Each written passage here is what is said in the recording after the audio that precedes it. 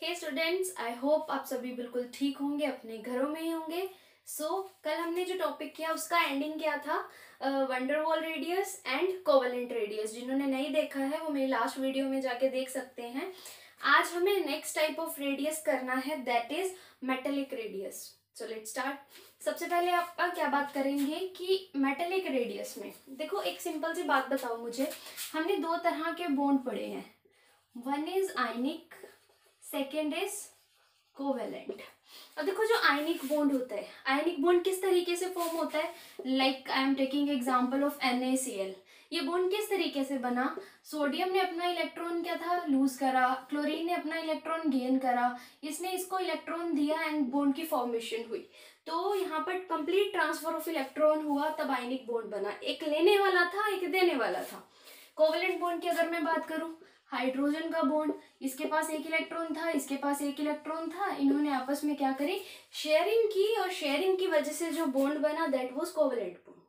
लेकिन जो हमारे मेटल्स होते हैं उनके बीच में ना तो आयनिक बॉन्ड होता है ना ही कोवेलेंट बॉन्ड होता है। कैसे? देखो, मेटल मेटल में कौन सी चीज गेन करेगी, कौन सी लूज करेगी? दोनों ही मेटल हैं, सो नॉट पॉसिबल। अब कोवेलेंट बॉन्ड की अगर आप बात करते हो तो कोवेलेंट में तो देखो शेयरिंग होती है, ये भी बॉन्ड इसमें नहीं बनता है। Third one is metallic bond.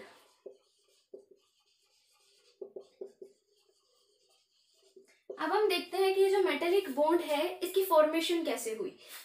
देखो, एक सिंपल सी बात करते हैं। हम मान लो आपके पास आयरन का एक छोटा सा टुकड़ा है, ये मैंने एक आयरन का टुकड़ा लिया। इसके अंदर क्या होगा, आपके पास जो आयरन के एटम हैं वो इस तरीके से बहुत क्लोजली आपस में सारे क्या होंगे, पैक्ड होंगे। इस तरीके से आपस में क्लोजली पैक्ड होंगे।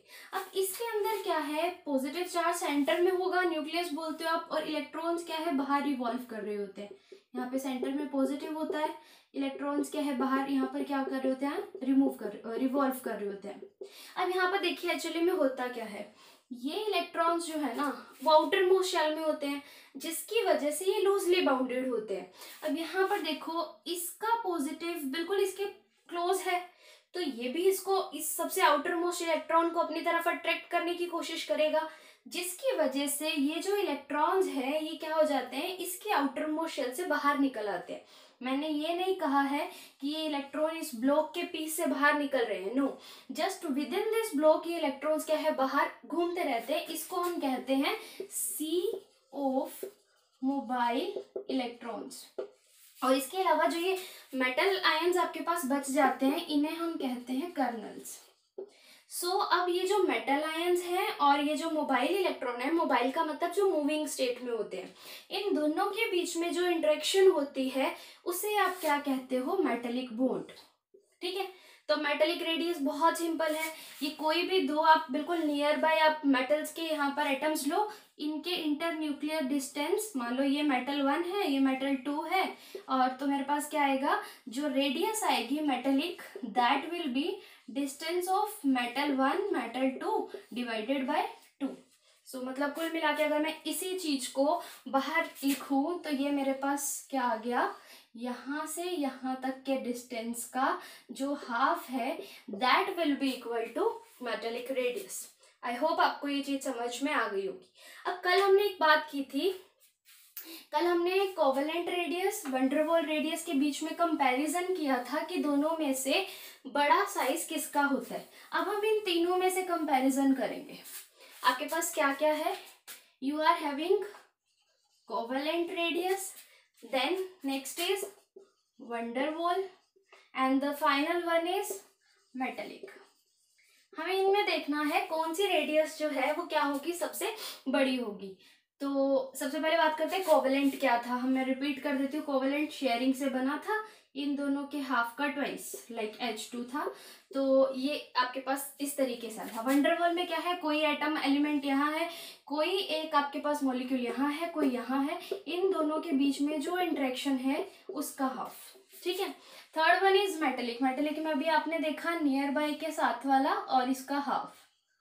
अब आप खुद बताइए, ये और ये इन तीनों में से सबसे छोटा कौन सा होगा? देखो ऑब्वियस सी बात है, इसके अंदर तो इवन ओवरलैपिंग भी हुई हुई है, तो ये आपके पास क्या है, सबसे छोटा है, मतलब कोवेलेंट जो है उसका साइज सबसे छोटा होगा। नेक्स्ट देखिए, फिर हमारे पास आता है मेटेलिक रेडियस। तो नेक्स्ट हमारे पास आएगा मेटेलिक, एंड सबसे बड़ा जो साइज होगा that will be of van der Waals. Is it clear to you? हमने तीन तरह की रेडियस पढ़ी, covalent radius, van der Waals and metallic radius, और हमने जब ऑर्डर निकाला तो हमें ये पता चला कोवेलेंट रेडियस सबसे छोटी होती है, then metallic and then van der Waals radius. So आगे बात करते हैं। अब देखो हमारा एक इम्पॉर्टेंट टॉपिक है, अब हमें ना ये जो एटॉमिक रेडियस हमने अलग अलग तरह की पढ़ी, इनका ट्रेंड देखना है ग्रुप और पीरियड के अंदर। सबसे पहले बात करते हैं ग्रुप के अंदर। बहुत इजी है ग्रुप को समझना, कोई भी इसके अंदर आपको कुछ याद रखने की, देखो जितना आप चीजों को समझ के करोगे वो आपके लिए उतनी इजी हो जाएगी, लेकिन अगर आप इन चीजों को रट्टा मार के याद करने की कोशिश करोगे तो भाई बुक्स आगे बहुत बड़ी है, कितना एक रट्टा लगा लोगे। So try to understand all the things. तो देखो सबसे पहले हम ग्रुप में इसका ट्रेंड देखते हैं। देखो सपोज मैंने लिया हाइड्रोजन, लिथियम, सोडियम, पोटेशियम।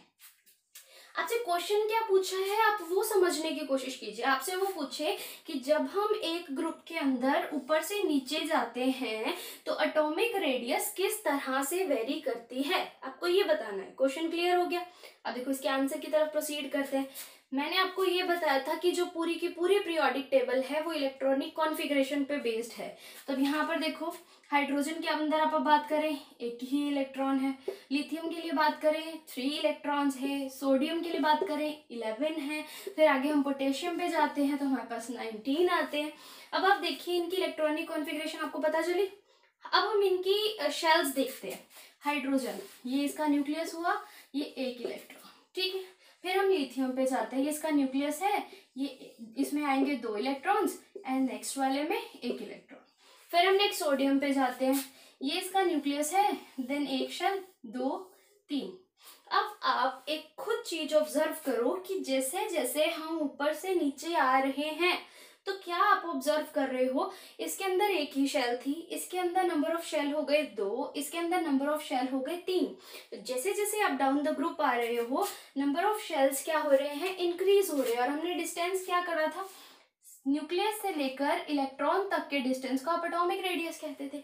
इसका मतलब नंबर ऑफ शेल इंक्रीज होने की वजह से number of shell increases, that is why atomic radius increases. Is it clear to you? ये जो ट्रेंड है वो हमने किस में देखा, ग्रुप में देखा। अब हम बात करेंगे पीरियड के अंदर क्या होता है। देखो आई होप ये चीज आपको क्लियर हो रही होगी, बाकी आपकी मेहनत पे है, आपके समझने पे है। सो प्लीज देखो नेक्स्ट इज इन पीरियड। इसके अंदर ना कुछ एक्सेप्शंस भी आ जाती है, वो हम डिस्कस करेंगे। तो देखो सबसे पहले मैंने लिखा lithium, beryllium, boron, carbon, nitrogen, oxygen, fluorine. अब हमें इसमें भी सेम देखना होगा कि क्या चीज हो रही है। देखो इसके पास नंबर ऑफ इलेक्ट्रॉन्स कितने होते हैं 3, देन 4 5 6 7 8 9। इसके आगे नोबल गैस भी है, उसके मैं आपको अलग से बताऊंगी, ठीक है। तो अभी आप यहाँ पे देखो इसके अंदर अब हम इसके इलेक्ट्रॉनिक कॉन्फ़िगरेशन के हिसाब से नंबर ऑफ शेल्स काउंट करते हैं। लिथियम न्यूक्लियस है, 2 इलेक्ट्रॉन इसमें, 1 इलेक्ट्रॉन इसके अंदर, ओके। Beryllium 1 electron 2 electron. मेरी ड्राइंग पे मत जाना, बहुत बुरी है, बट आप ये चीज समझने की बात करो जो मैं समझा रही हूँ कि इसके पास देखो एक शेल के अंदर तो 2 ही इलेक्ट्रॉन आ सकते हैं और उससे नेक्स्ट वाले के अंदर 8 आ सकते हैं। तो हमारे पास देखो इसके 8 वाले में 1 फिल हो चुका है, यहाँ 2 है, नेक्स्ट में 3 आएंगे, फिर 4 5 6 7, इस तरीके से इलेक्ट्रॉन की फिलिंग होगी।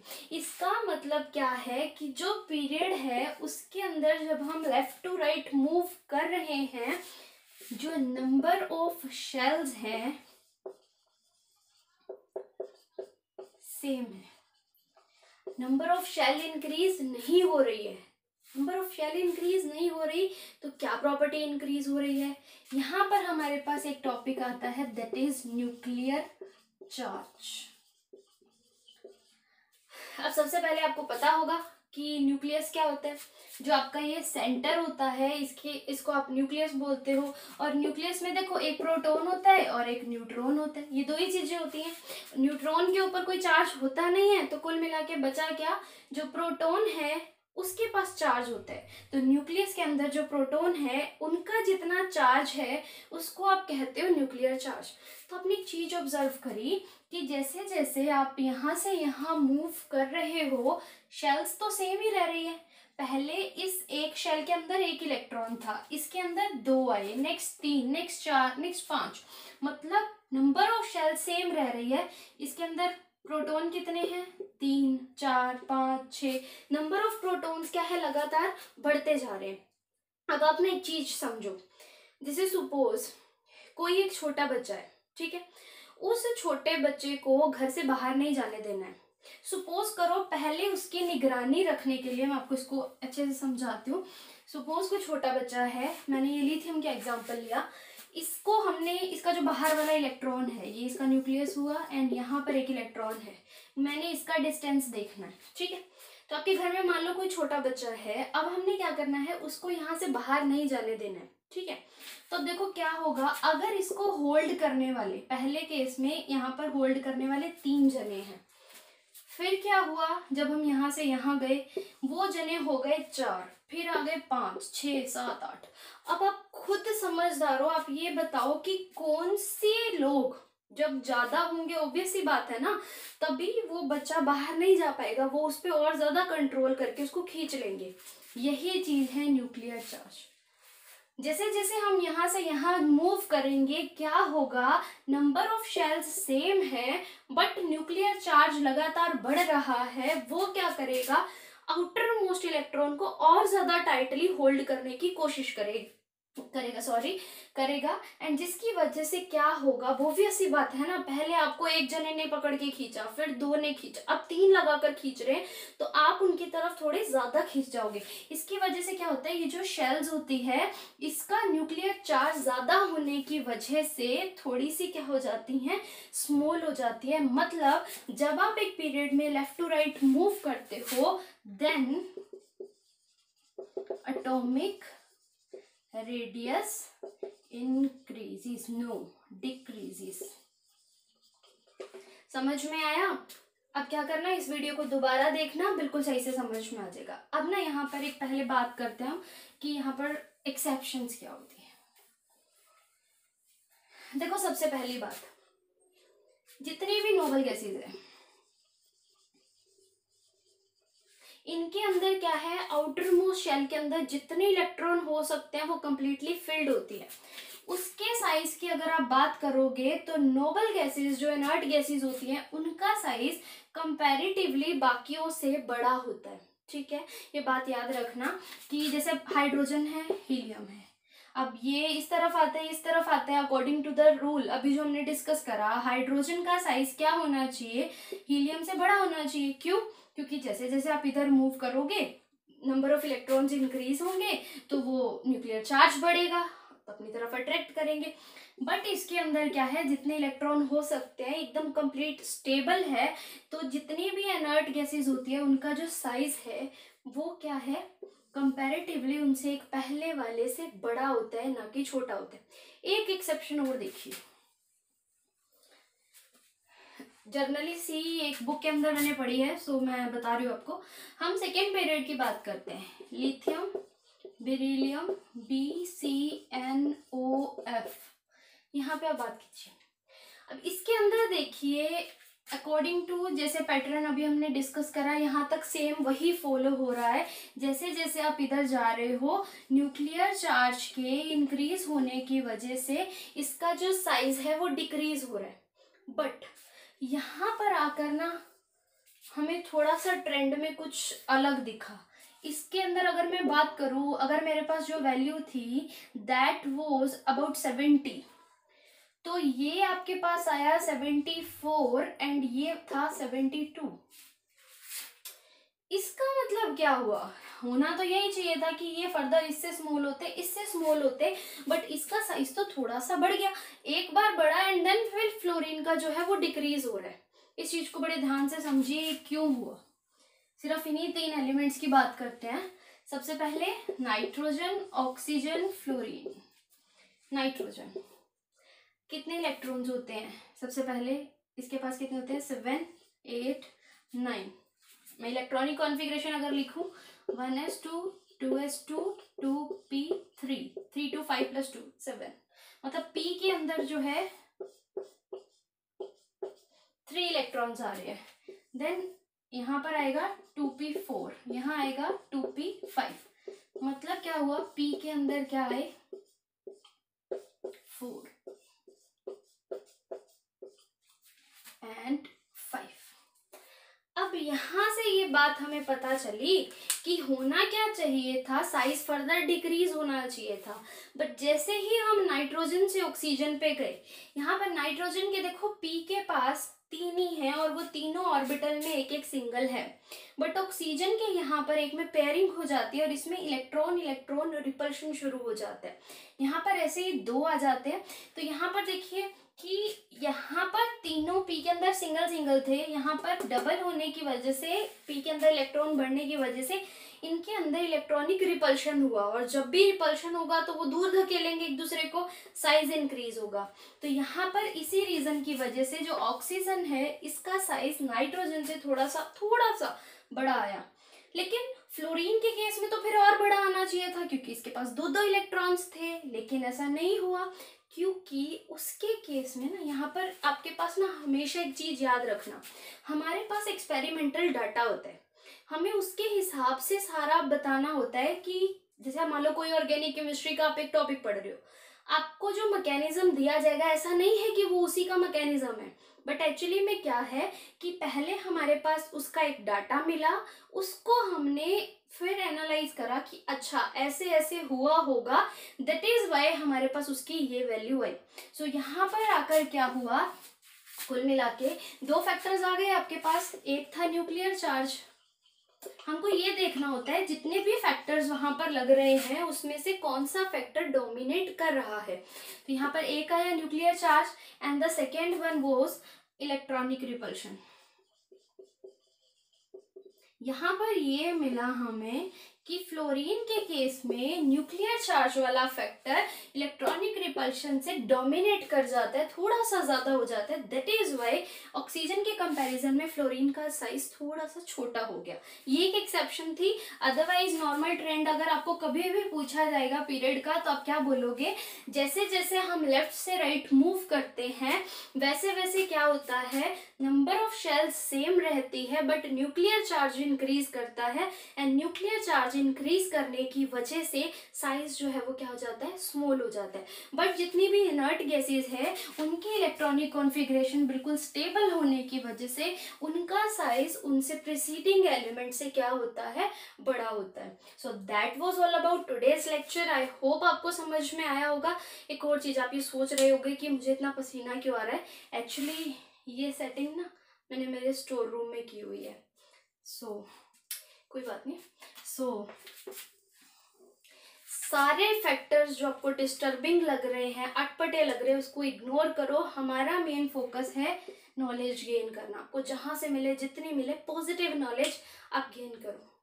Thank you, keep supporting, keep sharing, keep watching.